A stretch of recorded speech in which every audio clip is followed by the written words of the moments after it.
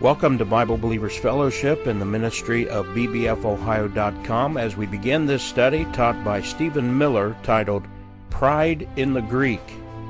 If you have any questions, comments, or prayer requests, please send those by email to bbfohio@protonmail.com, or you can send those along with any check or money order donations you wish to contribute to this ministry by addressing them to Bible Believers Fellowship, P.O. Box 662, Worthington, Ohio 43085.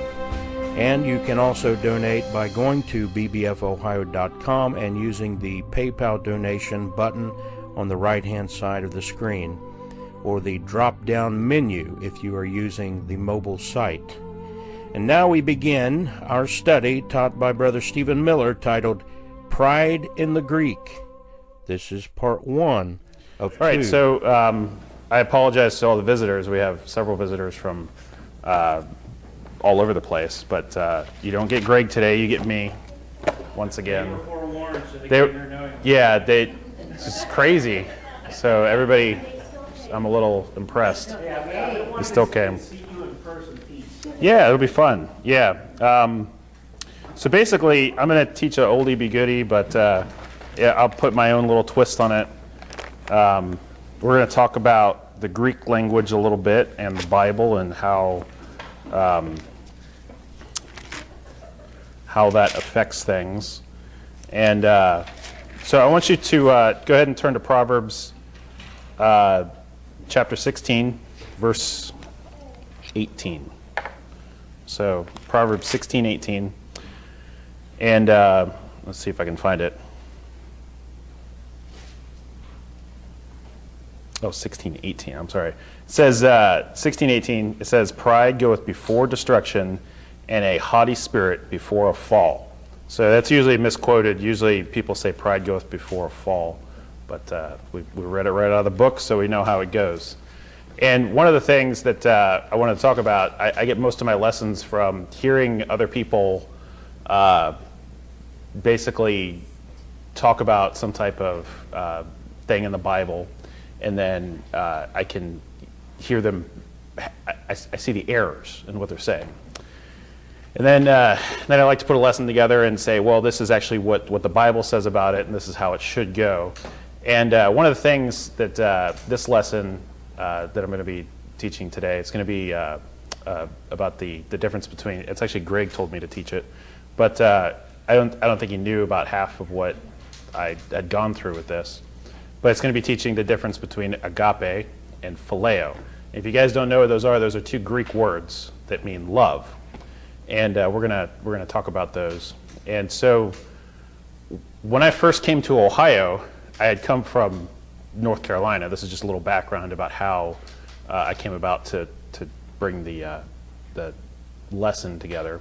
But I came from North Carolina to Ohio because of divorce and all that kind of stuff. Not my divorce, my parents' divorce. I was like, I came here when I was 15, one of those, probably 16. Anyway, so I came here, I know I didn't know how to drive. Well, I knew how to drive, but I didn't have a license. And so I must have been like 16 or 17. And then I came to Columbus when I was like 18-ish. So I lived down in Greenfield. You guys know where Greenfield is? Yes. It's a beautiful little town, and everybody's Greenfield. It's a lovely little town, and it's very far south. So anyway, so I lived in Greenfield for a little bit, and when I was in Greenfield, I went to my aunt's church, and so from North Carolina, I went to a Southern Baptist church for a long time. In Greenfield, I went to my aunt's church. It was a Church of Christ and Christian Union Church. I don't know if you know anything about them. And then when I came here to Columbus, I went to my dad's church, which was where my grandmother was going, a Nazarene church. And then my brother, he moved up to Ohio, started working with a guy who invited him to church. And then my brother said, hey, you want to come with me too? And I said, yeah, sure, because I'm looking for a church. You know, we were church shopping at the time. I didn't know that that's what they called it because I was kind of new at this whole Christian thing. But I guess people call it church shopping. And so I was looking for a church, and so my brother and I, we became roommates because my parents kicked me out, and they said, I said, well, you got a job now. That means you can live by yourself. And so that's what I did. So I went to this church. You guys probably know the name of the church. It's called, I think they call it Salem Church. It could be Salem Baptist Church. It's on Cleveland Avenue. Okay. What do you know about that church? You have my redneck brother and my redneck self coming up from North Carolina, where we hung out with rednecks. And then so this guy invites my brother and myself to this church, and one of the things I walked in there, so I was like, hey, it's a Baptist church, Salem Baptist Church, looks nice. So walked in there, and we were the only two white people there. Yeah, it was revival time too. It was a little crazy. So I had a blast, man. I'll tell you what. It was one of the funnest services I ever went to, except for a Jewish wedding. That was amazing. If you guys can ever go to a Jewish wedding, go to a Jewish wedding. So I mentioned earlier, my sister married a Jew. That's the best.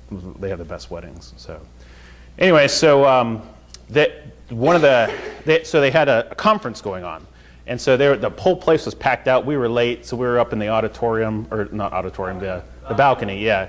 So if you guys have ever been there, they have a balcony, and it's a beautiful church, and it sticks out like a sore thumb on Cleveland Avenue because. Yeah, it's a well-maintained property that's beautiful. Oh, really? It did? Oh, yeah. Old Columbus Baptist Temple? We went there. Yeah. Okay. Oh, you guys went there. So you've been there before? Okay. Oh, you did? Okay. So it's a beautiful property, yeah. And the people are friendly, and it was nice. But what stuck out was the sermon that the guy taught. So one of my things is I don't care about the style of worship that you have or whatever like that. I care about the book. I care about what you teach. And so they had I think they had back-to-back sermons or 3 sermons in a row. It was kind of it was revival night, so or revival, that's kind of, that's why we were there. So it was the second sermon. There was a guy, I don't know his name, but he taught a sermon, it was agape and phileo, the difference between the two. And it's the first time I ever heard those 2 words. And I didn't know they were Greek. He explained to me that the word agape in the Greek language means love, and the word phileo means love, but they mean 2 different types of love. Agape means a deep, intimate love, a deep affection. And phileo means like a friendly, brotherly love, friendly love, a casual love, that kind of thing. So my thing though is that I did some further studying, and that was a rule. That's a rule in the Greek language, and there's actually several different words for love in the Greek language. There's 6 distinct words, but generally there's agape, there's phileo, then there's eros, which is where the eros is like a sexual love. So it's for like a husband to a wife type thing. So it's where we get the word erotica from. So the Bible doesn't actually use, no Greek manuscript has the word eros in it. But so there are some, when it comes to language training, there are rules about language. So how many of you have ever taken English in high school? Okay, middle school English. Okay. Kindergarten English. That's where I stopped. I stopped in kindergarten English. So everybody knows that in the English language there are rules. There are spelling rules, there are grammar rules, there are punctuation rules. It's rules. Everybody, the Bible's a book full of rules. And so Greek is no different. There are Greek rules. And I'm going to show you something. I'm going to show you something that Mariah got me 3, 4 years ago, right after we got married. It's a really cool book.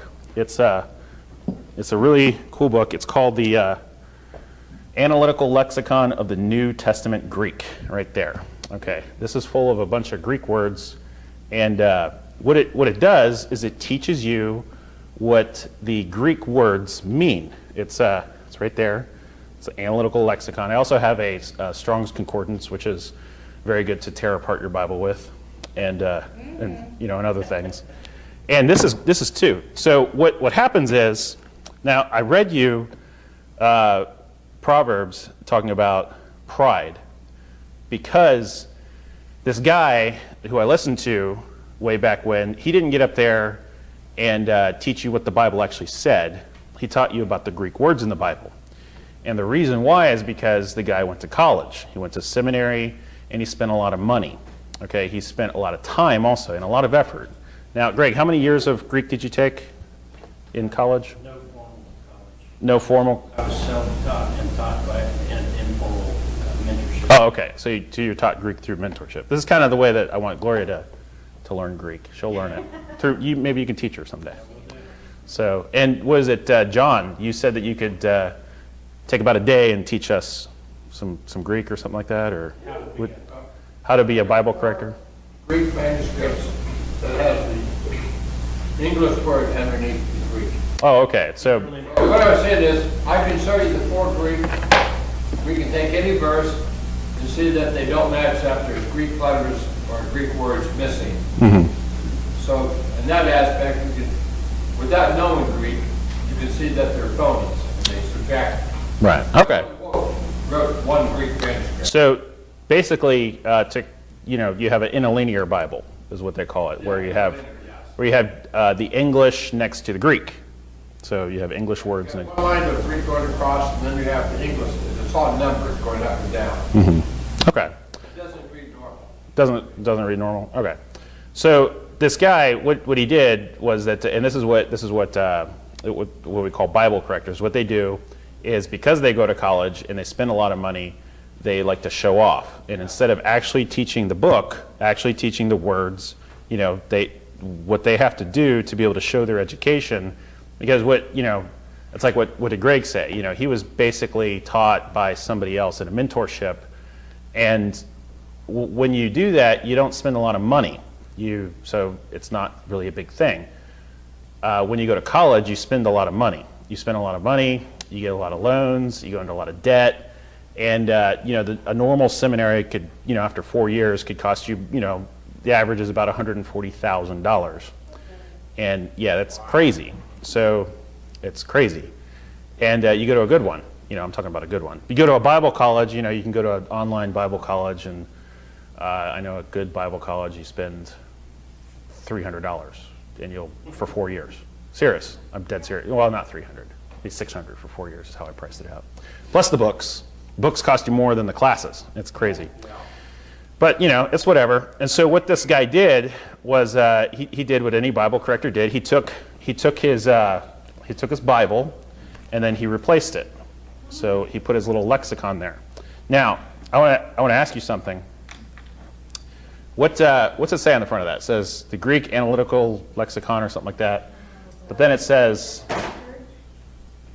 revised and updated. Okay. What's this one say?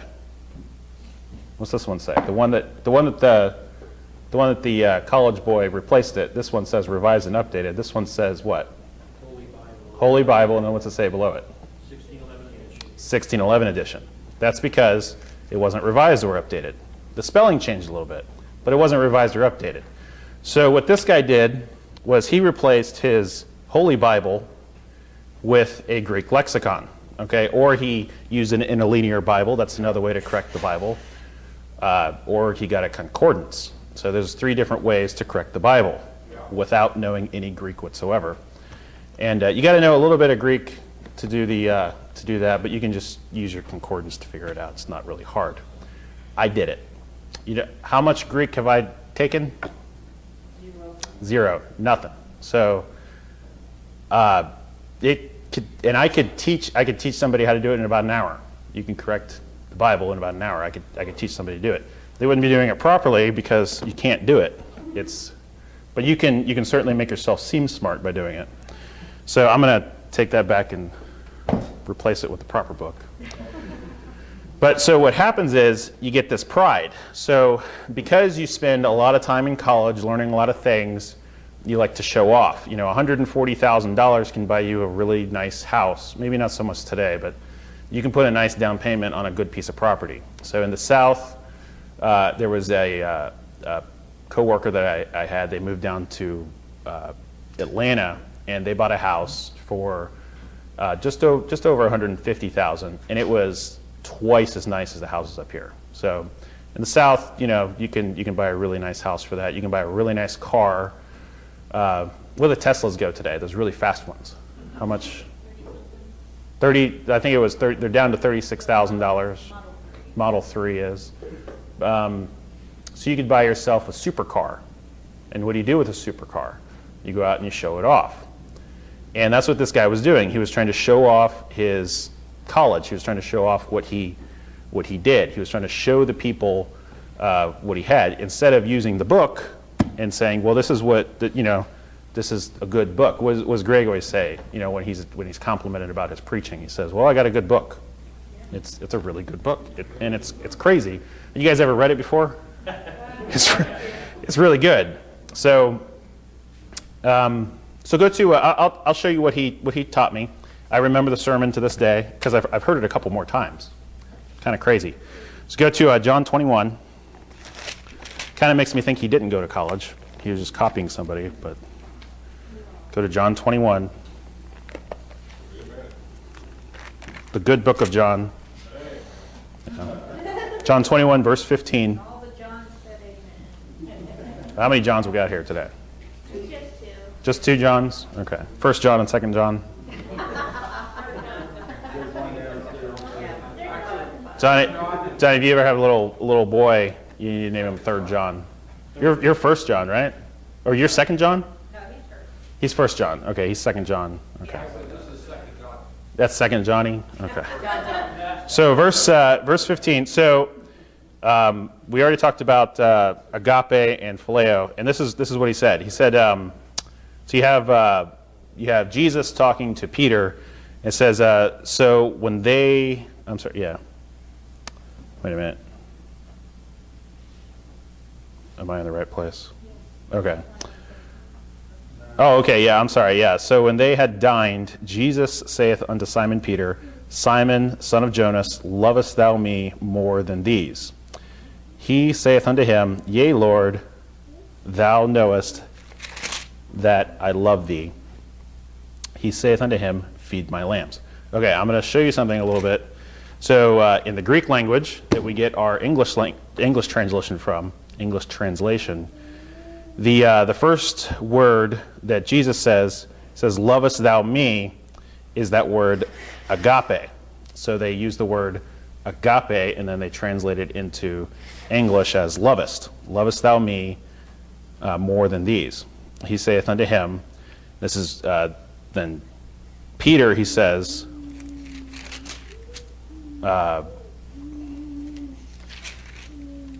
Yea, Lord, thou knowest that I love thee. That's the word phileo. Now, what did I just say about the rules about agape and phileo? The rule about agape is it's a deep, intimate love. The rule about phileo is that it's a casual, friendly love. So it's less hard. So basically, Peter was saying that, yes, I have this friendly love for you, but not this deep, intimate love for you. That's what this teacher would have been teaching 15 years ago when I heard him. So verse 16, it says, He saith to him again the second time, Simon, son of Jonas, lovest thou me? Agape. That's the word they use. Agape, this deep, intimate love. Lovest thou me? He saith unto him, Yea, Lord, thou knowest that I love phileo, thee. He saith unto him, Feed my lambs, or feed my sheep. 17, it says, He saith unto him the third time, Simon, son of Jonas, lovest thou me? Now the word he used there was phileo. Jesus then changed, so he's not using agape, he says phileo. So that's casual love. Simon, son of Jonas, lovest thou me? Question mark. Peter was grieved because he said unto him the third time, lovest thou me? Now, what this teacher 15 years ago at this church said was that he was grieved because he used the word phileo. Not this deep, intimate love anymore. Now he's just saying, fine, do you have this casual love for me, at least? And then Peter was grieved because he had this casual, because Jesus was recognizing that he doesn't have this deep, intimate, godly love. He has this casual love, this phileo love, brotherly love. That's where we get the word Philadelphia from, the city of brotherly love. So, and so that's so then he goes on into saying, you shouldn't have the phileo love for Jesus. You should have the agape love for Jesus. Be hard and committed and that kind of thing. And if you do a little bit of Bible study, you can figure out the reason why Jesus was actually asking Peter if he loved him. So we're going to do that. So we're going to actually, what that guy taught me, in that revival was a bunch of junk. I'm going to say this. So the Bible is full of rules. Okay. English is full of rules. Greek is full of rules. And one of the things that this lexicon is a man-made book. I want you to know that. It's a man-made book about an ancient language that is nobody today even knows what it sounds like. So they don't, nobody, one of the things that Greg told me, he says, nobody speaks Greek. Nobody speaks ancient Greek. I was like, what do you mean nobody speaks it? I hear people say Koine Greek. Yeah, there's Koine Greek. Nobody speaks it. And I was like, what do you mean? Nobody speaks it. I hear people speak it all the time. And it's like, well, we just kind of think we know what it sounds like, but nobody actually knows what it sounds like. It's because nobody speaks it. You can read it and figure out what it says, but if you actually speak words, you're just making stuff up. So phileo is just kind of what we think it sounded like. Agape, which is kind of what we think it sounded like. And same thing with like ancient Egyptian. Nobody really knows what ancient Egyptian sounded like. Same thing's true with English, yeah. Go back to the 14th, 15th century, we didn't understand what Wycliffe was even saying. Yep, but it was written down, and we can kind of, we can put our southern accent to it and say it's philea. No, it's phileo, that kind of thing. Chick-fil-A, yeah. Yeah, that chickie's philea. Hi, hey, So there's, so I looked up, so there are hard rules.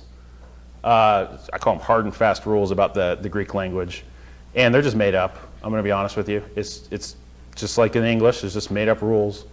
And what's really cool is that let me read my notes real quick. So, so what's really interesting is that in actual language, so God, what is it? The first words that came into fruition were from God. And so God, just like in anything else, creates it. So God created the language. We all agree on that, right? God creates language. God, we had it in my last Bible study. We said that God is the creator of everything. So God makes English. God makes Greek also. He made Koine Greek. And so God makes the rules. So one of the things is, I love Mariah's dumplings. And she's going to make some dumplings for me at some point in time. And I love them so much. They're delicious. I don't know, you guys ever had Mariah's dumplings? Delicious. Chicken dumplings? They're American, what? What do you call them? There's chicken dumplings. Chicken dumplings. There's many different dumplings around the world. Chicken dumplings is just biscuits in broth. So this is a good example of what I'm talking about. So I call them Mariah's dumplings. Now, she is the author of those dumplings. So she can call them whatever she wants. Just like the Bible can say that these words mean whatever it wants. Okay? So if I say they're Mariah's dumplings and then Mariah comes along and say, no, they're called chicken dumplings. Yeah, she can call them whatever she wants because she makes them. Okay, just like the Bible, just like God can call whatever he wants, because he makes the words. So Jesus is God, right? Amen. Okay, so Jesus he creates the things. He creates the visible and the invisible things. So he can create language and he can say it however it wants. One of the best questions I've ever heard was that if Jesus said, so how many of you guys think that ain't is a word? I do. two people, three people, four people. Okay, most people would say, well, ain't's not a word. They'd be like, well, ain't no word. What are you talking about? Okay, so ain't no word. So if Jesus, I'm going to tell you this, would Jesus use the word ain't? Yes. Yes? Okay. I can tell you this, if he did, it would be a word. Amen. Okay, so my thing is that if he's the authority, Jesus is the authority. Okay, so if Jesus breaks a rule in this book, that we all have to follow these rules. Okay? They're rules. If Jesus breaks a rule in this book, it ain't a rule. Amen. So it doesn't apply because he did it. He makes the rules. So if he breaks the rules, they're not a rule. So this guy who went to seminary, and he taught this lesson at the Salem church. I don't know anything about the church other than that. So I didn't even know it was a Columbus Baptist Temple building. So anyway, but if Jesus changes the rule or breaks the rule, it's changed or it doesn't apply. So the Bible is the standard of the Greek language, not the lexicon. Okay, it's not my fault that some dude, it's not my fault that this dude Mark, it's not my fault he didn't read the Bible. Okay, he probably did, but it's not my fault that he got it wrong. That's not my fault. Okay, it's not any of your guys' fault. It's his fault. What's this guy, Maurice? I don't know. Anyway, actually, what's interesting is that they're probably in the next edition changed it because, you know. Anyway, it's not my fault that Wikipedia gets it wrong. That's not my fault. They didn't look at the Bible and say, well, Jesus, you can just go through, and it's not my fault that Jesus actually uses both words interchangeably, without any thought. So. But what happens is this dude preaches this sermon because he has pride. He has this pride welled up inside of him because he wants to show his education. Instead of actually helping people to help them understand the Bible, he wants to show off his education. So I'll disprove the Salem Church sermon I heard 15 years ago using the Bible. So I'm going to show you this just real quick, and then we'll take a test. Okay. So we're going to look at the context. Okay, so what did Jesus just do in verses 15, 16, and 17? He asked Peter, do you love me? He asked him 3 times. Do you love me? And then Peter said, yes, I love you. And then Jesus said 3 times, feed my sheep or lambs. And so verse 17 says, he saith unto him, the 3rd time, Simon, son of Jonas, lovest thou me? Peter was grieved because he said unto him, the 3rd time, lovest thou me? And he said unto him, Lord, thou knowest all things. Thou knowest that I love thee. Jesus saith unto him, feed my sheep. And then Jesus goes on to talk about how Peter was going to die. And what's interesting is... well, we'll get to that here in a second. So go to John 13.